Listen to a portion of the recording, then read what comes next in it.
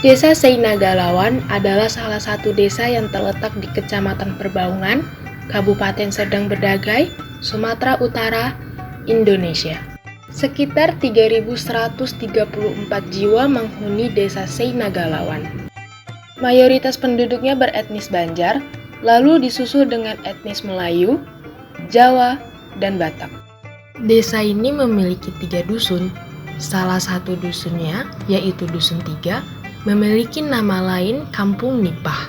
Kenapa dinamakan Kampung Nipah? Karena dulunya di wilayah ini terdapat banyak sekali pohon nipah. Desa Nagalawan ini dia ada 4 dusun. Dusun 1, dusun 2, dusun 3. Jadi kalau dusun 3 ini dia kalau zaman dahulunya itu memang disebut dengan Sungai Nipah. Jadi kalau di bawah tahun 80-an, ini dulu sungai ini nggak ada. Ini sungai ini dibangun sekitar tahun 80-an lah. Jadi sungainya itu dulu dari belakang sana, itu di sana banyak pohon-pohon nipahnya. Jadi sungai Nipah itu hanya menunjukkan lokasi suatu tempat gitu kan. Tapi dia itu tetap Nagalawan gitu kan, Nagalawan. Jadi kalau dusun 2 itu disebut orang tuh dengan Nagalawan dusun 2 ujung pasar, karena dia adalah ujung dari pasar pertemuan dari Sungai Buloh ke Nagalawan, jadi ujung pasar gitu. Jadi kalau untuk dusun 3 ini lebih terkenal dia dengan sebutan Sungai Nipah. Masyarakat Kampung Nipah bekerja sebagai nelayan dan petani. Kalau dia dusun 1 itu mayoritasnya itu memang dia itu sebagai petani, ya kan. Kemudian dusun 2 dia hampir berbagi dia. Jadi sekitar 60% dia itu petani, kemudian 40%-nya dia nelayan. Kemudian terkhusus untuk di dusun 3 ini yang dikenal sebagai Kampung Nipah ini, hampir 90% penduduknya itu nelayan dan petani. Di Kampung Nipah ini ada beberapa peninggalan bersejarah. Salah satunya adalah meriam kelambu. Katanya ada mitos di mana tidak semua orang bisa mengangkatnya. Kenapa sih ini meriam ini bisa ada di rumah Bapak? Ini dari mertua. Bapak mertua bukan orang lain. Katakan anak memang keturunan dari moyangnya juga. Sama saya baru 6 keturunan. Jadi ini udah berarti dari awal udah sama keluarga Bapak gitu. Ini pertama mertua yang nyimpan. Mertua. Jadi setelah itu kami dulu pertama serumah sama mertua. Jadi meninggal dia, kata abang-abang, kalian aja lah yang nyimpan. Ini Bapak tahu ini terbuat dari apa? Kurang tahu, tak dari apa. Okay. Sudah sama saya 6 keturunan. Jadi tak tahu nih sejarah apanya. Terbuat dari apa? Baru tadi gini Pak, kami ada sempat dapat informasi kalau katanya yang ngangkat meriam ini nggak boleh sembarangan orang gitu.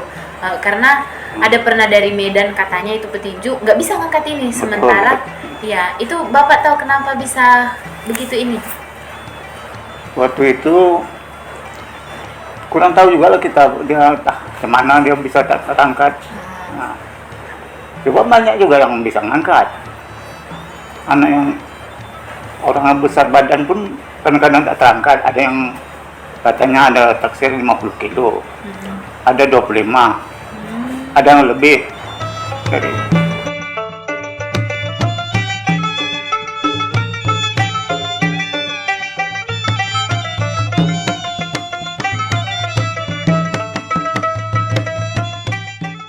Destinasi wisata yang terkenal di Kampung Nipah adalah Pantai Mangrove. Selain sebagai lokasi rekreasi, pantai ini juga bisa jadi lokasi edukasi penanaman pohon mangrove.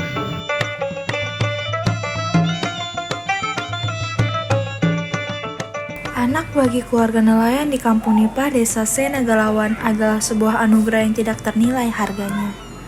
Kasih sayang mereka selalu tercurahkan setiap harinya. Pada masa bayi, mereka merawatnya dengan masih mempertahankan pantangan adat dalam etnis Banjar. Beberapa orang tua di keluarga nelayan ini masih menggunakan tradisi penyapihan pada anak-anak balita mereka. Ibu, dalam mengasuh cucu, Bu, ada apa tidak kayak seperti pantangan gitu, Bu, dalam etnis Ibu? Bagaimana pantangan kalau dalam etnis Ibu cara ngasuh anak? Ya tergantung usia sih. Ya. Kalau usia udah besar gini, ya nggak ada tantangan. Kalau dia masih bayi, gimana, Bu? Jadi umur sebelum 40 hari nggak boleh keluar rumah.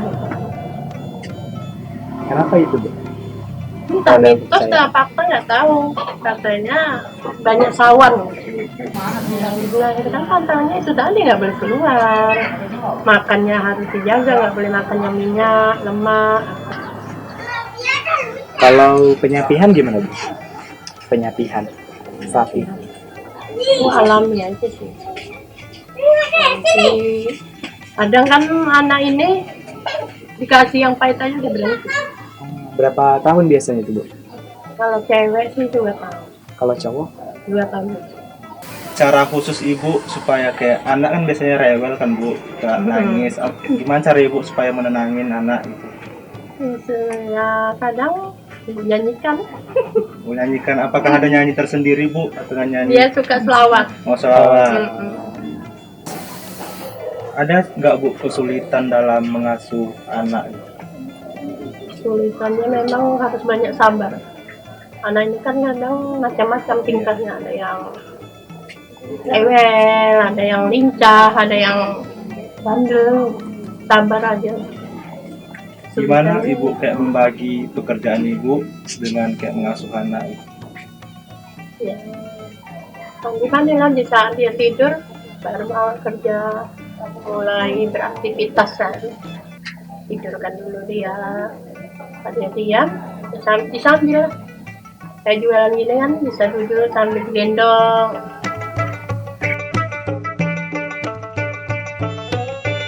Bila pulang sekolah telah tiba, biasanya anak-anak keluarga nelayan bermain bersama teman-teman sebaya mereka. Keramaian mulai terdengar di depan halaman rumah dan juga di halaman masjid. Mereka berlarian dengan penuh kegembiraan. Di sore hari, anak-anak keluarga nelayan berkumpul dan berlarian di pinggir sungai, bahkan bermain di atas sampan. Dalam pendidikan anak pada keluarga nelayan, orang tua berusaha untuk memenuhi kebutuhan pendidikan anaknya, walaupun dengan keterbatasan. Kita kalau nasihati anak itu harus pelan ya. Nggak bisa dia harus, kau harus gini gitu, nggak bisa memaksakan diri. Pelan-pelan lah, dengan cara pelan-pelan kita menasihati anak. Menurut ibu, kenapa anak remaja itu harus ada pendampingan dari orang tua? Ya memang haruslah. Sebab kalau nggak didampingi sama orang tua, taulah sekarang kan zamannya sekarang bisa dia salah jalan atau pendidikannya atau perilaku dia atau gimana sama orang lain, pengaruh juga kalau nggak ada pendamping orang tua. Kalau hal yang Ibu takutkan ya, apalagi khusus untuk cewek, kalau pergaulan bebas itu takut Ibu. Apalagi zamannya sekarang kan bebas sekali kayaknya. Jadi itulah sebagai orang tua kita harus mendampingi anaknya. Bu, jika anak memiliki tujuan atau cita-cita yang tidak sesuai keinginan Bapak dan Ibu, apakah Bapak dan Ibu mendukungnya? Kalau misalkan dia keinginannya mau ini ya kita dukung aja. Walaupun keinginan orang tuanya mau jadi ini, tapi kan dia kalau misalkan mengikuti apa yang diomongkan orang tuanya kan nggak bisa ini juga tercapai. Nanti jadi beban dia ke depannya. Apakah Ibu mengizinkan anak perempuan Ibu untuk keluar rumah di atas jam 10 atau? Kalau di atas jam 10 enggak. Tapi kalau itu pun kalau misalkan di atas jam 10 pun boleh, tapi di sekitar rumah aja. Ataupun itu pantauan dari orang tua. Kalau dalam bermain itu enggak Ibu ini kan ya batasi ya. selagi dia itu ngomong sama orang tuanya. Misalkan, Mak mau ke sana sama teman-teman, ya jam berapa pulang? Misalkan jam sekian, harus jam sekian. Kalau ibu gitu sih. Seandainya telat bagaimana, Bu? Ya besoknya nggak ibu ini kan lagi, istilahnya dikasih teguran untuk anak ibu, biar supaya nggak mengulangi lagi. Pacarnya ataupun temannya datang bagus-bagus, toh itu pun juga nggak ibu bebaskan kali. Kalau nikah muda itu tergantung anaknya ya. Untuk anak ibu kan saat ini kan udah memang nggak ada lah niatan nikah muda anak ibu kan. Setidaknya mau kerja dulu. Kalau harapan ibu sih, kalau untuk khususnya untuk cewek ya, karena kan cewek itu katanya kan setinggi-tingginya kita belajar ataupun sekolah, ataupun juga katanya kan ke dapur. Tapi ibu nggak ini juga sih, nggak sependapat segitu kan. Tapi kalau di nelayan ini kebanyakan gitu, khususnya di pesisir. Faktor apa sih Bu yang membuat seperti itu? Mungkin faktor biaya mungkin kan. Taulah pesisir kan, nelayan gimana pendapatannya. Ya kalau misalkan hari ini dapat atau bergaji 2 hari atau 3 hari nggak dapat, itulah dia. Mungkin faktor itu sih. Ketika cuaca buruk, para remaja keluarga nelayan yang biasanya melaut tidak bisa pergi melaut. Dalam situasi seperti ini, para remaja keluarga nelayan hanya bisa berdiam diri di rumah karena cuaca yang tidak bersahabat. Bagi mereka yang memiliki lahan pertanian selain melaut, pasti mereka mengurusi lahan persawahannya. Seluruh kegiatan melaut terhenti ketika hujan turun atau cuaca buruk. Pinggiran sungai akan tampak sampan-sampan nelayan yang terparkir sepanjang hari. Aktivitas di tangkahan juga akan sepi karena tidak ada aktivitas pasca melaut. Bagi keluarga yang memiliki anak remaja, orang tua akan mengarahkan anak-anak remajanya.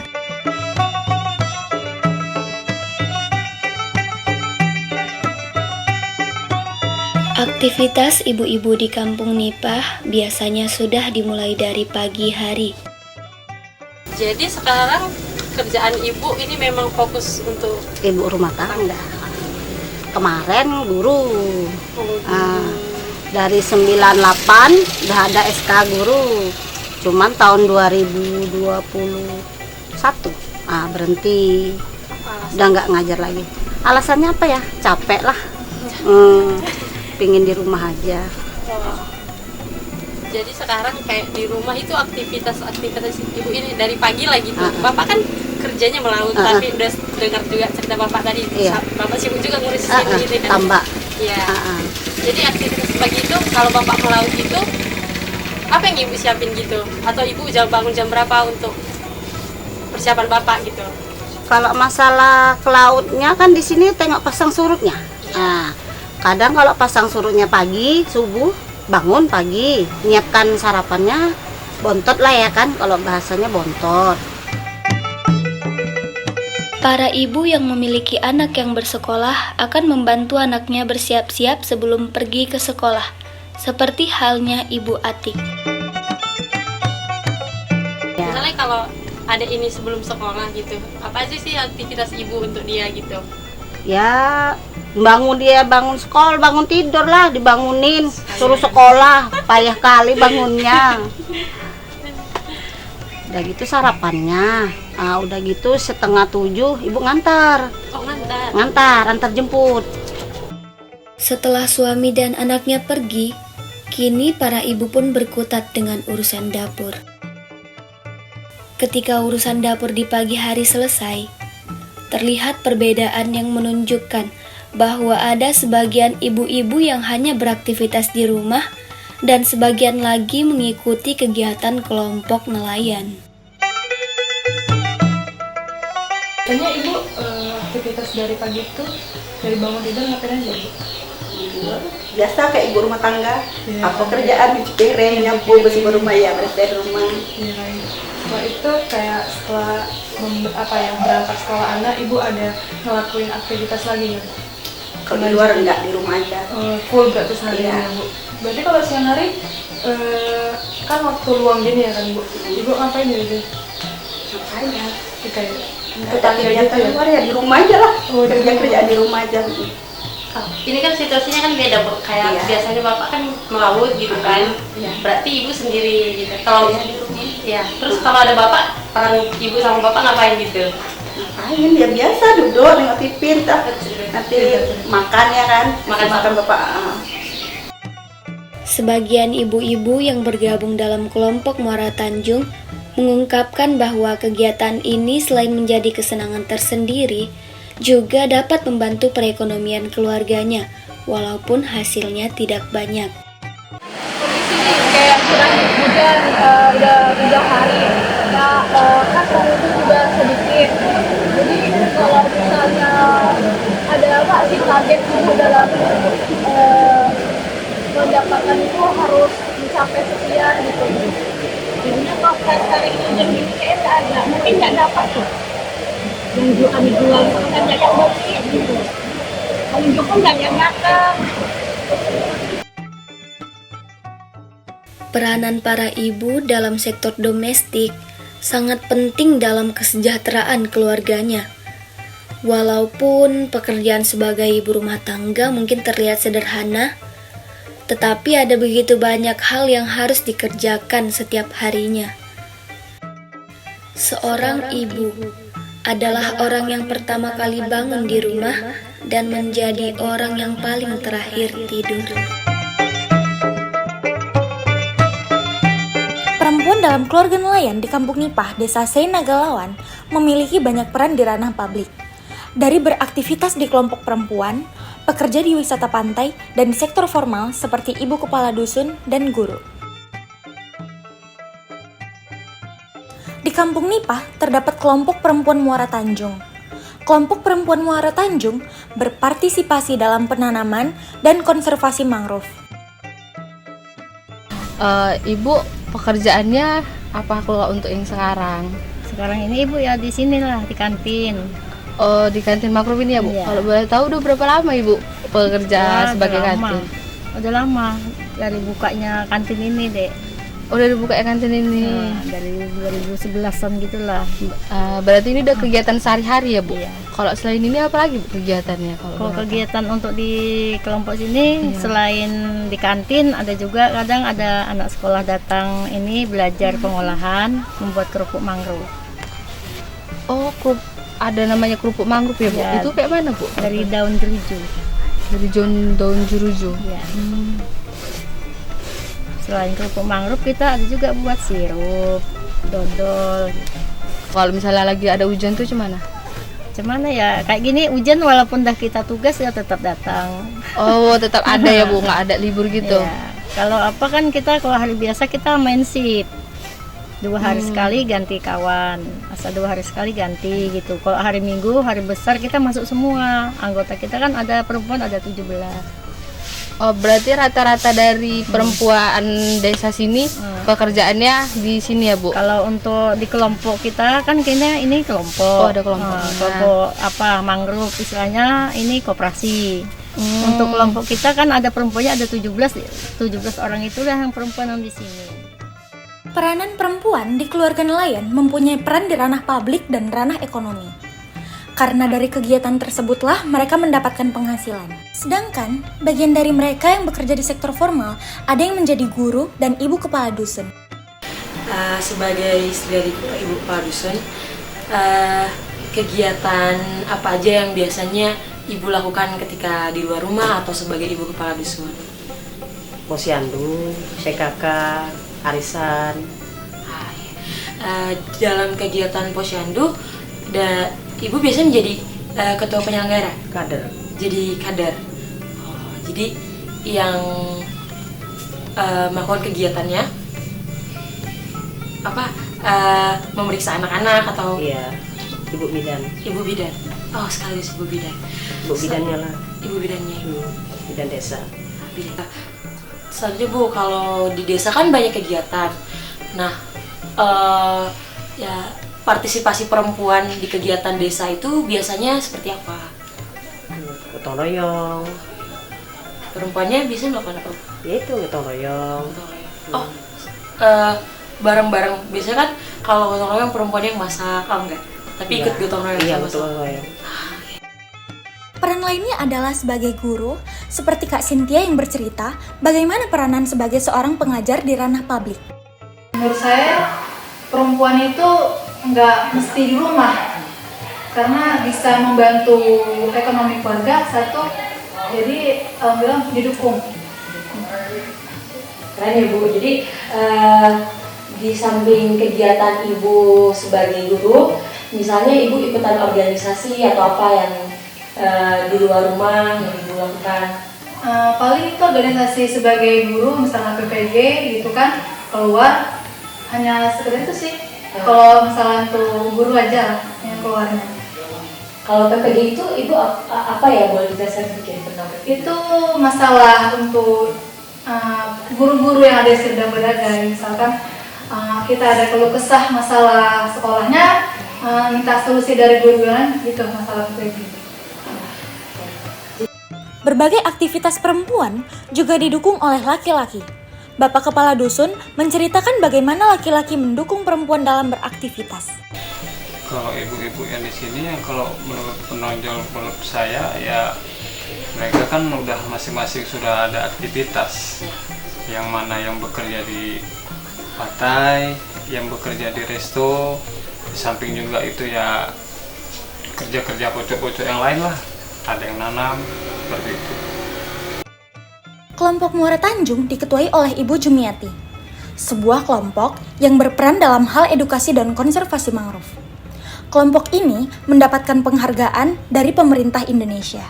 Jadi kami punya koperasi namanya KSU Muara Baimbai. Nah, di KSU itu ada beberapa unit usaha. Jadi ada wisata mangrove, ada pengolahan kerupuk jeruju, terus ada simpan pinjam. Kalau untuk di nelayannya sendiri memang untuk beberapa bulan ini memang sangat berpengaruh ya, karena cuaca ekstrim sekarang ini mempengaruhi. Jadi semua sebenarnya saling berkesinambungan kan. Nelayan juga nggak bisa beroperasi ya. Nelayan juga nggak bisa pergi melaut. Ini juga ada beberapa hari, udah 3-4 hari ini juga nggak melaut. Tapi gitu. Tiap hari itu ada aja kan pengunjung datang? Ya ada, karena kita di luar weekend kan juga anak-anak sekolah kan juga ada beberapa sekolah yang ikut paket edukasi. Memang dalam minggu kemarin nih belum ada karena ujian kan, anak-anak ujian, tapi di tanggal 19 nanti itu udah mulai ada yang mau masuk. Sebagai perempuan, Ibu Sania ikut membantu ekonomi suaminya dengan bekerja, dan di Pantai Mangrove, beliau mengajarkan bagaimana cara membuat kerupuk jeruju. Kelompok perempuan Muara Tanjung bekerja di objek wisata Pantai Mangrove sebagai upaya untuk menambah penghasilan keluarga. Remaja perempuan juga ikut bekerja di objek wisata Pantai Mangrove untuk membantu ekonomi mereka. Nek Taing sudah tidak ikut dalam kegiatan kelompok Muara Tanjung. Kegiatannya sekarang adalah berjualan dan memelihara kambing untuk menambah penghasilan keluarga. Selama jadi nelayan dan berjualan ini, gimana suka-sukanya? Sama? Memang apa aja kami nggak gitu, tengok rezeki di sini aja lah, istilahnya makan aja gitu. Mampu ngasih anak hidup, mau sekolah, bisa sedikit. Ada di komunitas ikan bakar ini kan? Ada. Itu enggak? Kenapa? Enggak bisa Ibu, karena di situ terikat. Terikat pekerjaan lain, karena Ibu ini enggak karuan di rumah gitu.